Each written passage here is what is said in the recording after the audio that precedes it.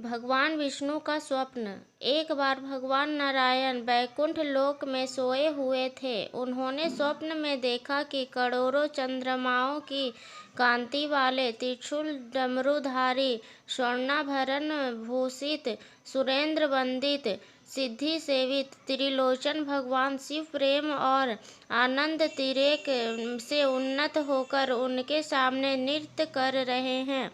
उन्होंने देखकर भगवान विष्णु हर्ष से गदगद हो उठे और अचानक उठकर बैठ गए। कुछ देर तक ध्यानस्थ बैठे रहे। उन्होंने इस प्रकार बैठे देखकर श्री लक्ष्मी जी पूछने लगी, भगवान, आपके इस प्रकार अचानक निद्रा से उठकर बैठने का क्या कारण है? भगवान ने कुछ देर तक उनके इस प्रश्न का कोई उत्तर नहीं दिया और आनंद में निमग्न हुए चुपचाप बैठे रहे। कुछ देर बाद हर्षित होते हुए बोले, देवी, मैंने अभी स्वप्न में भगवान श्री महेश्वर का दर्शन किया। उनकी छवि ऐसी अपूर्व, आनंदमय एवं मनोहर थी कि देखते ही बनती थी। मालूम होता है शंकर ने मुझे स्मरण किया है। अहो भाग चलो, कौशल में चलकर हम लोगों महादेव के दर्शन करें। ऐसा विचार कर दोनों कौशल की ओर चल दिए। भगवान शिव के दर्शन के लिए कैलाश मार्ग पर आधी दूरी गए होंगे कि देखते हैं भगवान शंकर स्वयं गिरिजा के साथ उनकी ओर चले आ रहे हैं। अब भगवान के आनंद का तो ठिकाना ही नहीं रहा, मानो घर बैठे निधि मिल गई। पास आते ही दोनों परस्पर बड़े प्रेम से मिले। ऐसा लगा मानो प्रेम और आनंद का समुद्र उमड़ पड़ा। एक दूसरे को देखकर दोनों के नेत्रों से आनंद सत्रों बहने लगे और शरीर पुलकाम्यम हो गया। दोनों ही एक दूसरों से लिपटते हुए कुछ देर मुकवत खड़े रहे।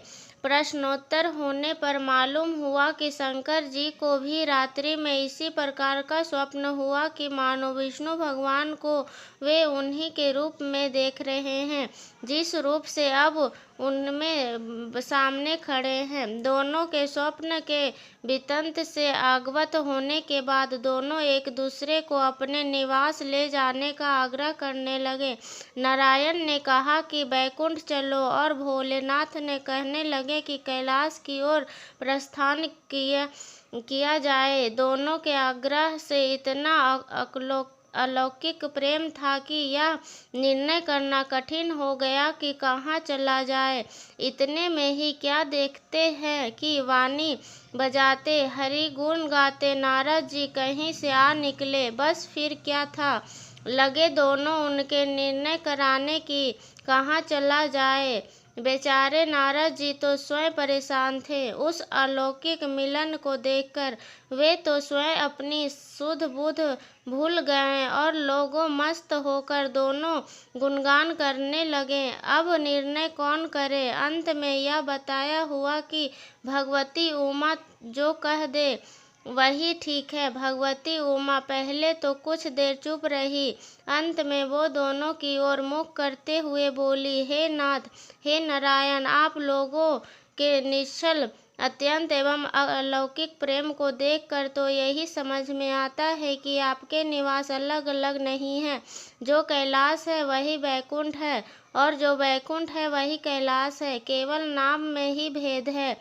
यही नहीं, मुझे तो ऐसा प्रतीत होता है कि आपकी आत्मा भी एक है। केवल शरीर देखने में तो हैं, दो हैं और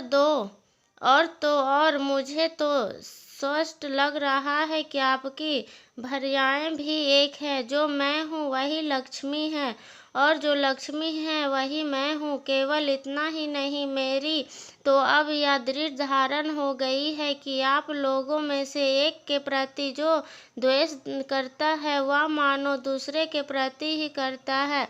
एक की जो पूजा करता है वह मानो दूसरे को भी पूजा करता है। कि आप दोनों तो भेद मानता ही उनके चिरंकाल तक घोर पतन होता है। मैं देखती हूँ कि आप मुझे इस प्रसंग में अपना मध्यस्थ बनाकर मानो मेरी प्रवचना कर रहे हैं, मुझे असमंजस में डाल रहे हैं, मुझे भुला रहे हैं। अब मेरी यह प्रार्थना है कि आप लोग दोनों ही अपने अपने लोक को पधारिए। श्री विष्णु यह समझे कि हम शिव रूप में बैकुंठ रहे हैं और महेश्वर यह मानो कि मैं विष्णु के रूप में कैलाश गमन कर रहे हैं।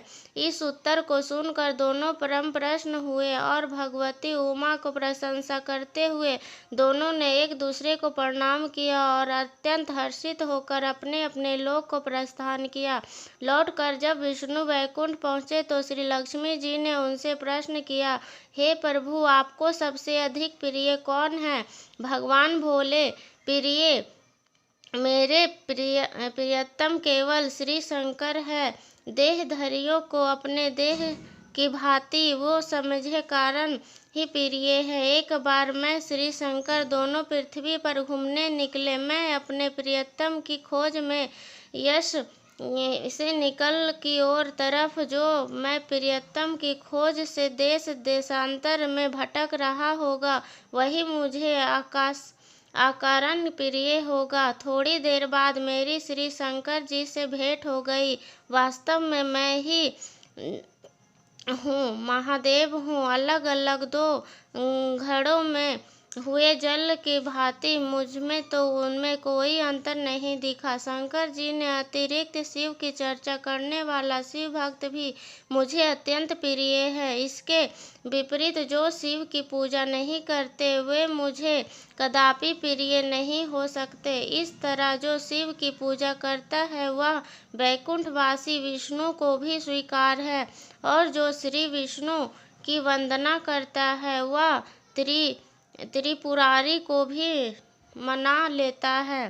धन्यवाद। अगर कहानी अच्छी लगी हो तो चैनल को सब्सक्राइब करें और लाइक करें। धन्यवाद। ऐसे ही अच्छी अच्छी कहानियाँ के लिए हमें सपोर्ट करें। धन्यवाद।